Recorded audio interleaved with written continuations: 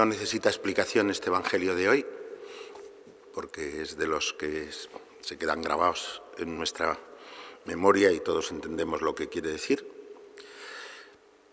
Frente a la moral de los fariseos, pues no le podemos pasar recibos a Dios por nuestras buenas obras, sencillamente.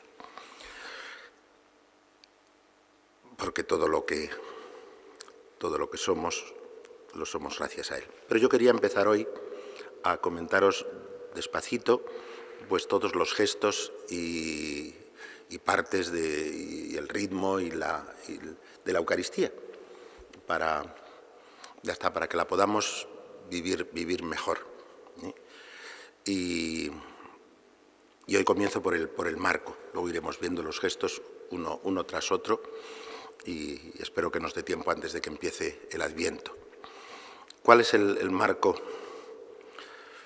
Desde luego la Eucaristía no es un acto de piedad individual que venimos a cumplir al día, ¿no? Y que llena a lo mejor de alegría también, pero de tranquilidad nuestra vida. Pues ya hemos hecho lo más importante del día, ya hemos recibido al Señor y ahora tenemos fuerzas para afrontar pues las dificultades de nuestro trabajo y así.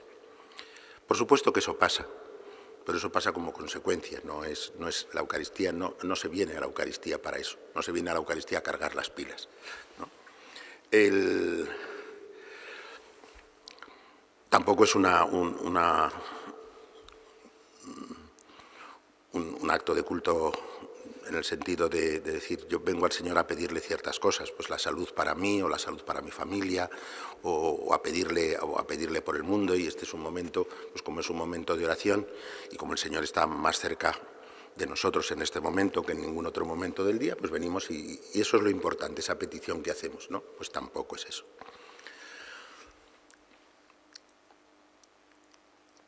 Tampoco es una escuela de moral, en el sentido de que el Señor nos enseña en la Eucaristía cómo vivir bien, sobre todo a través de las lecturas.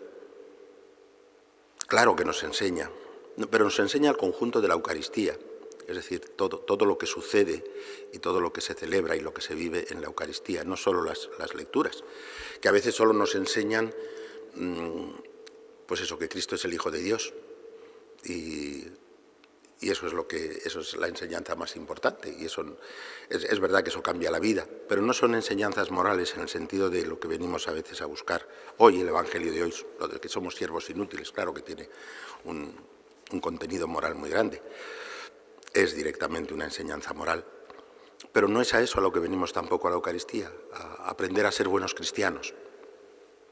Si acaso venimos a aprender, sí, porque venimos a aprender.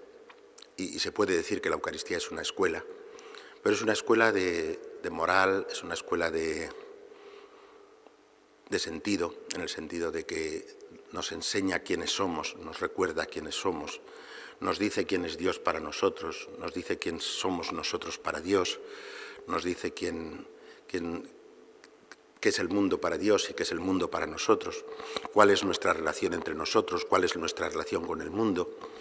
Yo diría que la Eucaristía es la escuela de la vida entera, y en todas sus dimensiones. Nos enseña lo que es el matrimonio, lo que es la familia, nos enseña lo que es los intercambios entre los hombres, la vida económica, nos enseña el sentido hondo del trabajo, nos enseña lo que es la vida de la ciudad que brotó del costado abierto de Cristo y que estamos llamados a constituir en medio de este mundo. En medio de la ciudad de los hombres, estamos llamados a construir la ciudad de Dios. Se construye en la Eucaristía, por lo tanto nos enseña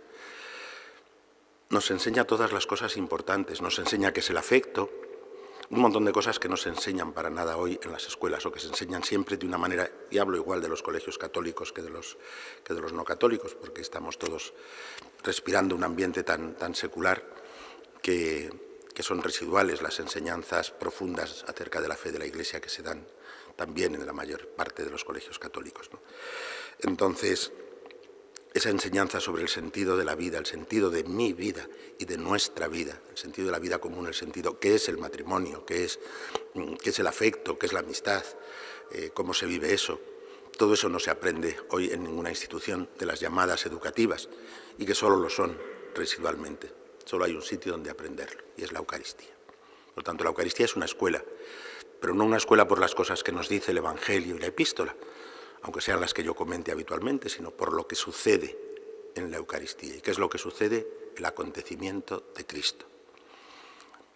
La Eucaristía es, en ese sentido, además de una escuela, una representación. Nosotros oímos la palabra representación y pensamos en el teatro, porque se representa, pero lo cierto es que el teatro nace en parte, por lo menos el teatro cristiano nace en gran parte de la Eucaristía, y de hecho nace a las puertas de las iglesias después de la Eucaristía, ¿no? Al principio. Y luego hasta en los autos sacramentales, que también se representaban así.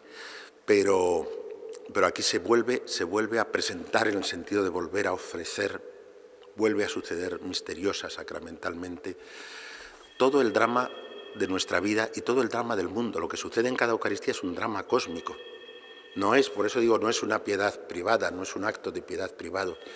Es decir, aquí y en el altar de Bubión, que es un pueblecito de la Alpujarra, o de Golco, que es un pueblecito donde viven 6 personas, ¿no?, en la Alpujarra, y se está celebrando la Eucaristía, y ahí se unen el cielo y la tierra. Y aquel pueblecito, en aquel momento, es el centro del mundo, porque se une el cielo y la tierra en aquel pobre altar, con aquellas pobres personas. Y fijaros, no hay más que una Eucaristía en el mundo entero y hay miles y miles de Eucaristías todos los días en el mundo entero. Todas es la misma y cada una es local al mismo tiempo. Es como el misterio de la Iglesia. La Iglesia es una y una en el mundo entero. Y sin embargo, nuestra Iglesia somos en este momento los que estamos aquí. Y también los que no podéis venir por unas razones o por otras, os unís a esta Eucaristía por los medios de comunicación. Termino y digo, ¿qué es la Eucaristía? Pues hubo un rey que celebraba un gran banquete para las bodas de su hijo y llamó a los invitados. Ese gran banquete que Dios celebra para las bodas de su hijo, eso es la Eucaristía. Y el Señor nos invita a ese banquete. Pero lo que sucede en ese banquete cambia y llena de luz y de alegría y de sentido nuestra vida. Y eso es la primera aproximación. De hecho, toda la Eucaristía será un diálogo entre el esposo y la esposa. Y la esposa es la Iglesia, que es la esposa y al mismo tiempo los invitados al banquete. Es decir, la Iglesia es la esposa y nosotros somos esa esposa y al mismo tiempo los invitados al banquete. Pero esa es la imagen perfecta de lo que es la Eucaristía y a la luz de esta imagen se pueden ir comprendiendo mejor que de ninguna otra manera lo que sucede en cada gesto de la Eucaristía desde el primer momento. Que sepamos sencillamente vivir con gratitud el haber sido invitados a este banquete en el que se transforma el mundo, en el que sucede todo lo que el hombre puede esperar en esta vida y más, mucho más que lo que el hombre pudiera jamás, ninguno de nosotros pudiera haber jamás esperado jamás.